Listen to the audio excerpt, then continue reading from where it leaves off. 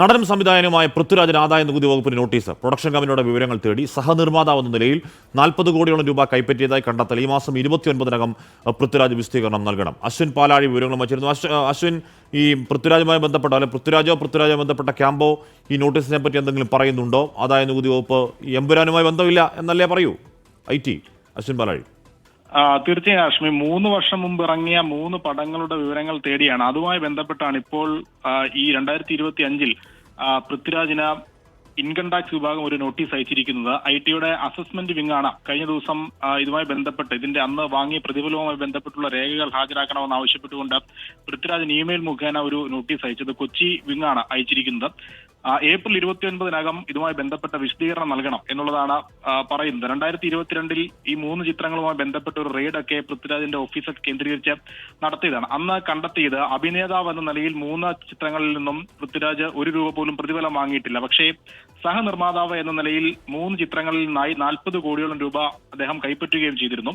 ഇത് ഒരു നികുതി വെട്ടിപ്പിന്റെ ഭാഗമാണോ എന്നുള്ള സംശയമാണ് ആദായ നികുതി വകുപ്പ് ഉയർത്തുന്നത്. അതായത് സഹനിർമ്മാതാവ് എന്ന നിലയിൽ വാങ്ങുന്ന അല്ലെങ്കിൽ അടയ്ക്കുന്ന നികുതി തുകയുടെ അതിനേക്കാൾ കൂടുതൽ ഒരു അഭിനേതാവ് എന്ന നിലയിൽ പൃഥ്വിരാജ് അടയ്ക്കേണ്ടതുണ്ട്. അതുകൊണ്ട് തന്നെ അങ്ങനെയുള്ള നികുതി ഏറുന്നത് ഒഴിവാക്കാൻ വേണ്ടിയാണോ ഇത്തരത്തിൽ നടപടി സ്വീകരിച്ചത് എന്നുള്ളതാണ് സംശയം. എന്തായാലും 29-ന് നേരിട്ടോ അല്ലാതെയോ ഈ രേഖകൾ ഹാജരാക്കണമെന്നാണ് പറയുന്നത്. എമ്പുരാനുമായി ഇതിന് യാതൊരു ബന്ധവുമില്ല എന്നുകൂടി ആദായ നികുതി വകുപ്പ് ഉദ്യോഗസ്ഥർ. എന്നാലും നേരത്തെ ഏതോ കാലത്ത് ഇറങ്ങിയ കടുവൊക്കെ കുറെ നാളായില്ലേ? അപ്പോൾ അന്നിറങ്ങിയ സിനിമയിൽ അദ്ദേഹം വാങ്ങിയ തുകയിൽ ഇപ്പോൾ ആദായ നികുതി വകുപ്പിന് സംശയം ഉണ്ടാവുന്നത് എന്തുകൊണ്ടാണ് അശ്വിൻ?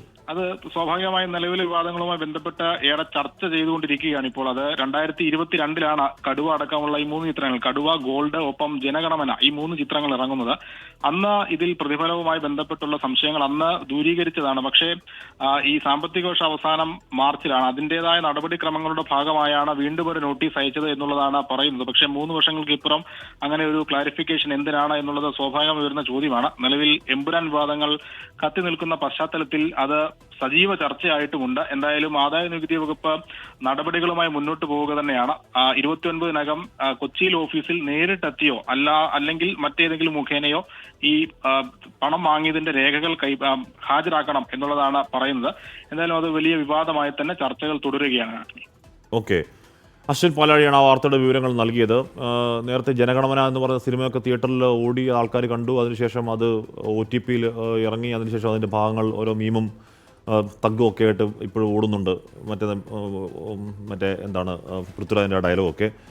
അപ്പോൾ എന്നോ ഇറങ്ങിയ സിനിമയ്ക്ക് ആദായ നികുതി വകുപ്പിന് വേണമെങ്കിൽ എപ്പോഴും സംശയം ഉണ്ടാവാം, എപ്പോഴും നോട്ടീസ് വരാം.